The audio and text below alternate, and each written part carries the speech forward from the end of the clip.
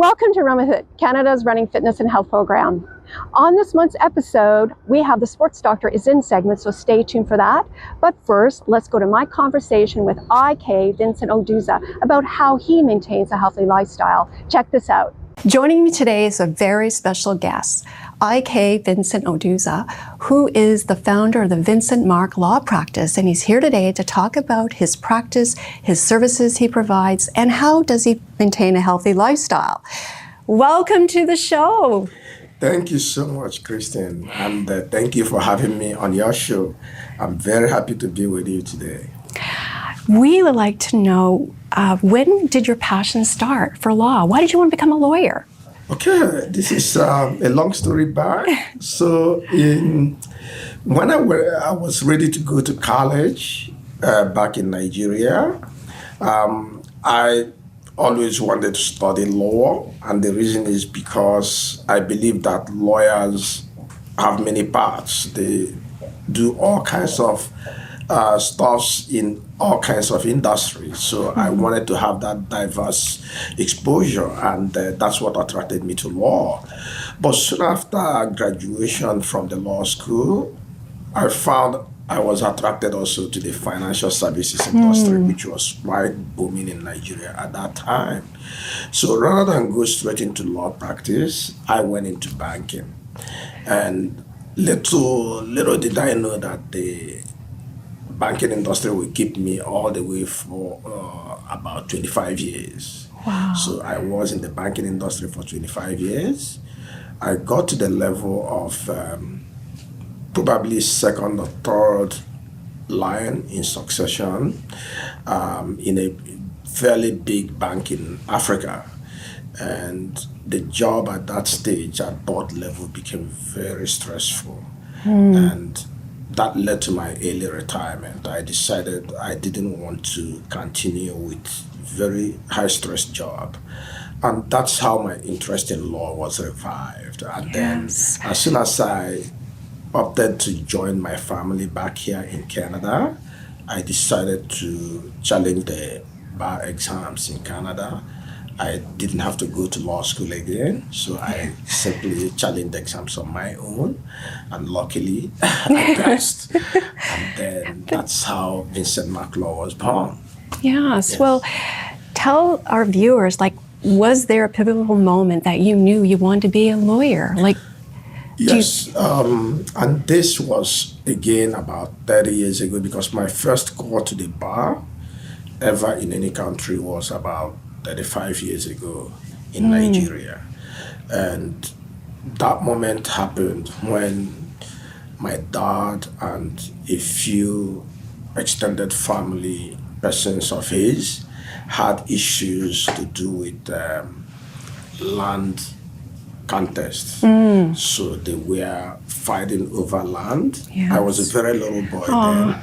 And the other parties had access to big lawyers. My dad, humble man, a teacher at that time, said, "Oh boy, I wish one of you would be a lawyer." And then he has 10 of us. There is 10 of us from my mom. 10. Yes, 10. I am right back, number 8. And all the others had chosen their professions and gone. And he says, "How I wish." And when I heard that, it kind of touched my heart. And I said, okay, I probably fulfill this man's wish and also get exposure, large exposure to all kinds of industries as a lawyer. Yes. And that's how the law practice, becoming a lawyer came into view. Yes, you have an impressive resume, solid banking background. Thank you. But that's transferable, right? It helped you along the way. Absolutely. So whatever you do in life, in the service industry, clients are at the center of it. So you serve clients in the banking industry, you serve them in the legal industry. I found that when I came to Canada, many lawyers and many of the big law firms put the glamour aside. You see that many of them are not passionate about clients. They are not client-centered. And that was the gap I saw right there to see if we could fill that gap. And that was the reason why saw as our mission and vision becoming client-centered. Vincent Mark Law is a client-centered law office. We rather not serve the client than serve the client half-heartedly. Yes. So we put all our passion, we put all our emotion, and we take up all those matters that we believe we will win for the client. And that has really helped us. Yes, I like the name. So Vincent is? So it starts with Vincent. Mark. That's my baptismal Yes. name. I am Catholic. Yes. And then Mark is my confirmation name. Ah, Yes, okay. so Vincent Mark Law. Yes. That's right. So you mentioned the word passion. Right. What do you love most about what you do? Oh, so passion for me is when I meet several different kinds of clients. Yes. There are diversity of clients. No two clients are one and the same. Each of them have their peculiarities, and it's a challenge to make sure we, number one, understand their legal need. What is it that they need? Number two, what is the best possible outcome for what they require us to look at? Number three, how do we communicate with the clients in a way that shows them that we care, that their challenge is our challenge, and that we are in it together. We are never detached from what our clients need. Yes.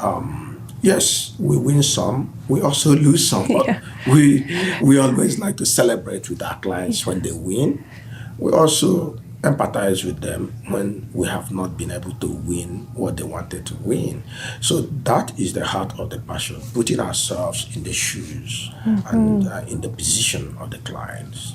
Right, that's wonderful. Like, the landscape has changed. Right, and keeps changing. Yeah, so yes.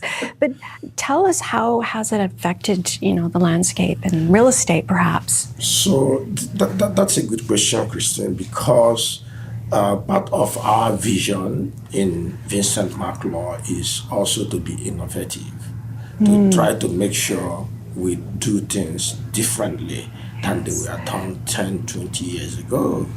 So I'll give you a typical instance. When you prepared wills long ago, wills were prepared on a paper we call parchment paper. Oh, yes. So it's a special kind of paper where you have to do it in a way that looks like indenture. That's what it's called. These days, we all make the wills on any paper. Oh, Any. wow. So long as our seal is there. Number two, more important point, wills in those days were done by people outlining all the properties and assets they have. These days, we don't do that no more. And the main reason behind that is properties and assets come and go. So, for instance, you own a car today, tomorrow you don't have the car no more. You own a house today, you sell it and buy another house. So assets come and go. When you put specific assets in the will, then it might require you to keep changing the will whenever assets come and go. So our way of approach to this is we say all your assets, your estate is 100%, for instance. Which percentage do you give to who? So if you have two sons or two children, you probably say 50% of my estate to one, 50% of my estate to the other. You've given them everything you have, other than naming the assets individually. If you name them individually, then when you sell or buy new ones, then you have to go back and remake the will. So we do it in such a way now that the will is evergreen. It's just there, already prepared fully. So the innovation we bring to business also helps us in cost savings. So in a way, we use a lot of technology. For instance, clients come into our office to execute documents. We could excuse that. Clients can execute documents from wherever they are. We only witness them virtually do so. And then we confirm in writing that we actually saw them executing these documents. So some of these innovations, they help us save costs. Yes. And when we save costs, we pass that cost saving to our clients. So this is very friendly to the advocates because we don't save it to keep it, we save it to pass it on to them. Yes. So that is that's that. That's wonderful. And what about artificial intelligence? So yes, that is an area we lawyers, I would say, and including government policies, are still exploring and with a lot of care, though, because artificial intelligence could be a shield. It could also be a sword. It could hurt you. It could help you. In many ways, there are several privacy issues involved in AI. Beyond the very basic AI doing some, like acting as virtual assistant, right? There are deeper implications in AI. So I would say that right now, Vincent Mark Law has not wholeheartedly embraced AI.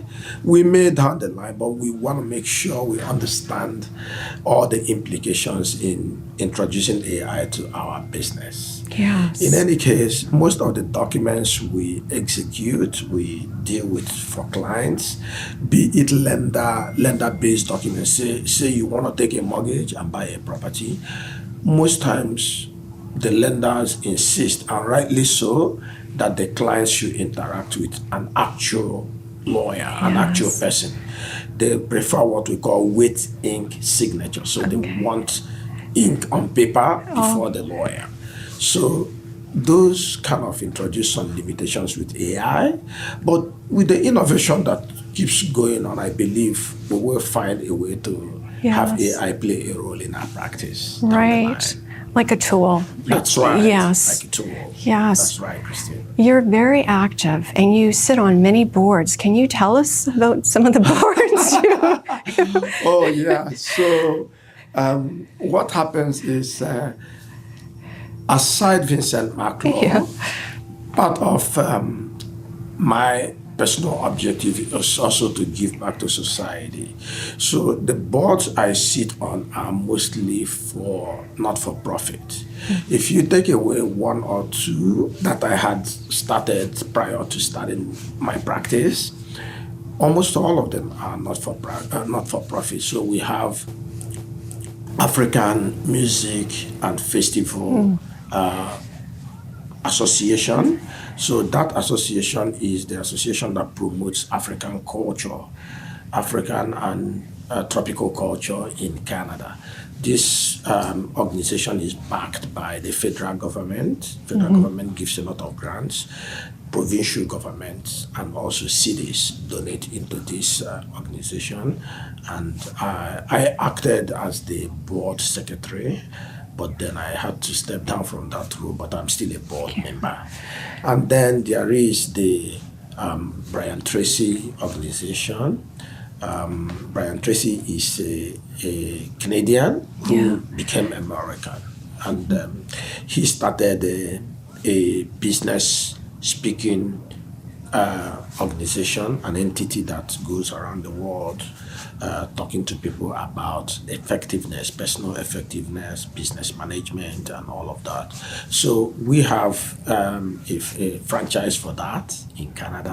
I would say Francesca, my wife, has that franchise to operate that in Canada. And then I am lucky to be a member of the board. And then there is Chehill. Chehill is spelled, I think, Chail. Chehill Real Estate Foundation. This is a new foundation that tries to bring people of low income group together. So instead of one party alone, one person not being able to buy a property, they bring a collective number of them, 4 or 5 of them together. They pool their resources together and then they purchase property. So it's another organization funded by the government that I participate in. And then there is Access Pro Bono. Access Pro Bono is the entity through which lawyers give back a few number of hours for the most indigent clients, those who are unable to afford legal representation in their affairs. So lawyers go there and donate their hours. So I put in anywhere between 4 to 5 hours every month on that process. So what we do is we looking at clients' needs. We're looking at counseling them, looking at advising them on the best possible ways to solve their legal problem, which otherwise they cannot do because they lack the money to consult lawyers. And then a number of others also. Yes.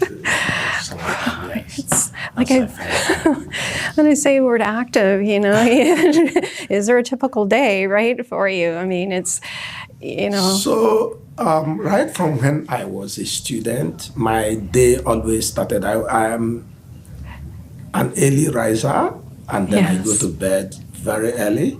So, as early as 9:30, 10, I'm in bed already. And my day starts the next morning at about 4:30. I simply rise up. I'm quite religious. I say my prayers, and then I prep for the office. I grab my breakfast. I never miss my breakfast. And then I usually go to the church for morning mass. I am raised as a Catholic, so I spend the next 30 minutes in the church at mass, and then I head to the office.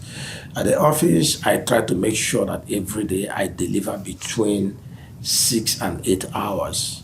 I don't want to do more than 8 hours because I have struggled in the past with so much on my schedule, and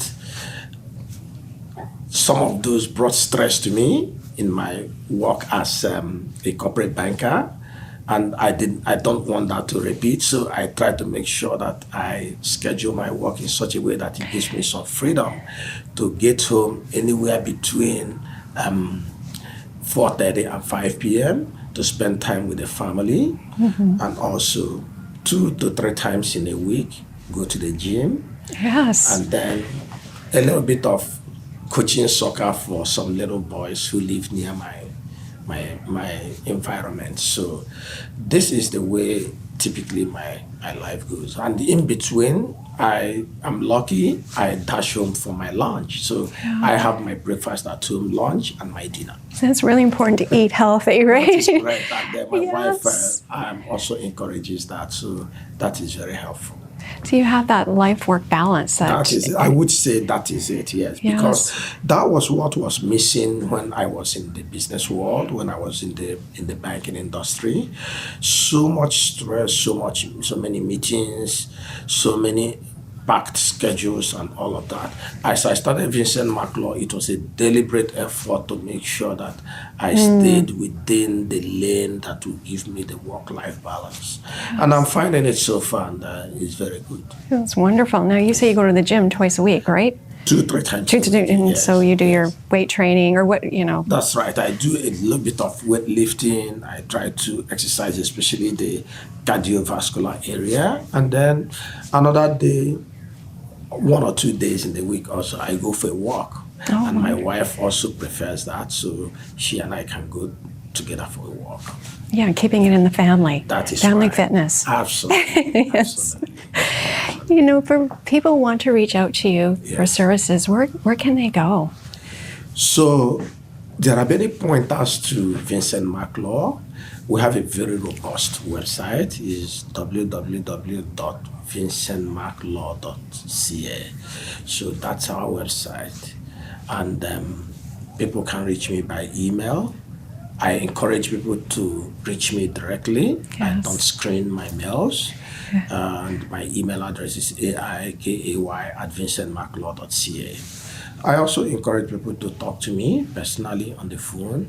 I challenge any other lawyer to provide clients their cell phones. My clients have my cell phones. Oh, they can reach me at any time around the clock.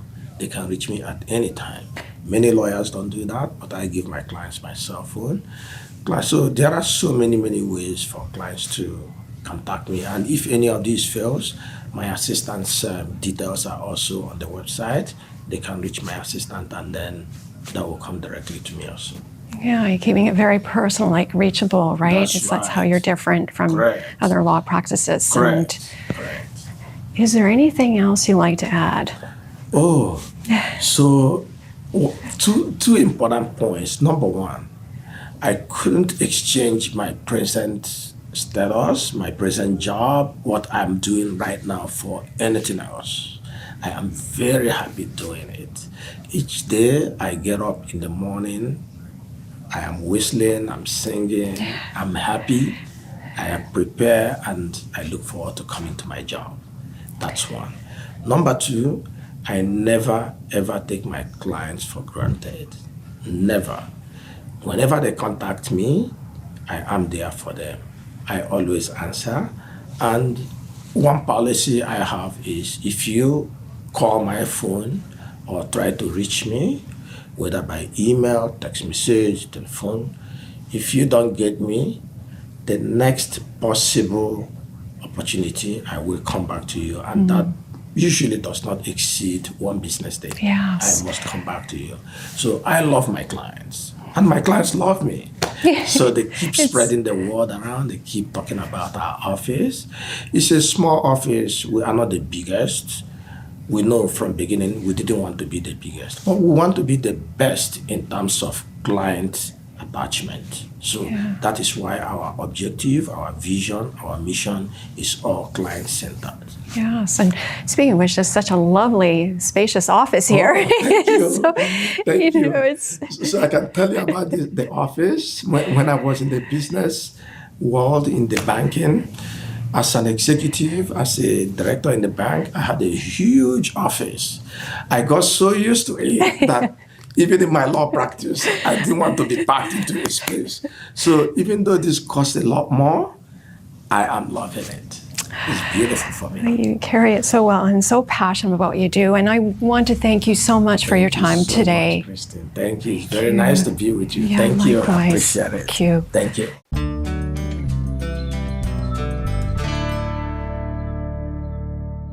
Joining me today is Dr. Bob Weil, known as Dr. Bob, who is a respected sports podiatrist and radio host of The Sports Doctor. Dr. Bob is back on the show for The Sports Doctor is In segment on Run With It. And I'm so excited to have Dr. Bob because one of the things that we don't think about when we're working out, running, walking, playing pickleball is an essential gear, which is socks, which we're going to be talking to Dr. Bob about. Welcome, Dr. Bob. Hey, Christine, it's always fun to be with you. We were both talking about the fact that whether it's 4 years or 5 years or 3.5 years, that we've done our monthly segment on a myriad of topics. So, yes, socks matter. And it's become a bigger deal with more information regarding what are the ingredients, what are some of the different important points to pay attention to, and they end up being just as important as a particular shoe that we might be in. And recently, over the past year, Hurdle Apparel, which are high-tech socks, have become supporters of the Sports Doctor. And one of their co-founders, Tasha Hayes, studied at MIT the whole world of fabrics. So they mixed in so much technology into the side of whether it's support, whether it's comfort, whether it is a strategic padding, all of these things that, we've all taken for granted over the years when we would take whatever we had and throw them in our running shoes or our sports shoes, whether we were playing tennis, whether we were running trails, whether you were running marathons, and didn't realize that we could take a step up with some particular attention to everything from the fabric to the structure to the shock absorption, etc. Things that become very important, being starting with being comfortable. Yes, and style too. I mean, there's so many great point colors out there, yes. and And, it's just wonderful because I've always been a big, huge fan of socks. And I remember one of the owners of a specialty running store said, you and your socks, because if you have the proper running shoes, you need that support. So why not, invest? Now, it is an investment, right, Dr. Bob? Because they're not that cheap. Well, either of the running shoes, but I got to tell you a funny story when you mentioned the idea of style and colors. It's part of my article coming out soon in Lower Extremity Review, which is a magazine that we talk about all the time. We've written so many different subjects and articles called Socks Matter. And one of my stories was, of course, all of us growing up, if we got socks for a present, we would say, yeah, really, that's great, like one of those kinds of presents that nobody cared about. And all of a sudden, over the past decade or two, we started seeing designs and colors and whatever. I started making a big deal about it. Patients would talk to me all the time. Hey, Dr. Weil, I love your sock. Dr. Weil, you got your Cheech and Chong socks on. So it became something that fashion was added to the mix, besides the sports medicine side that you and I are really talking about. And as the technologies improved, paying attention to things that counted. I know Hurdle said they talked about hundreds of tests they did when it came again to what type of support. What about this anti-gravity technology that Tasha would talk about, that Hurdle was employing to allow better shock absorption with thinner materials? And the whole idea of a left sock and a right sock. So the story was that socks became a cool present to get, something that was fun compared to the mundane, what are you kidding me? That's my present kind of attitude that I grew up with forever. But again, on your question, the investment, definitely more than the junk we used to pay in the past, but it's sure no big deal. We're talking $25 and under in many, many different instances.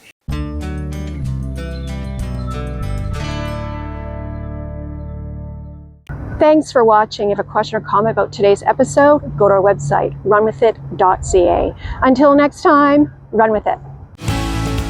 Run With It is sponsored by Mallory's Fashion Network, the Rio Theater, Craft Hair Academy, and Aikay Vincent Oduoza, Vincent Mark Law Office.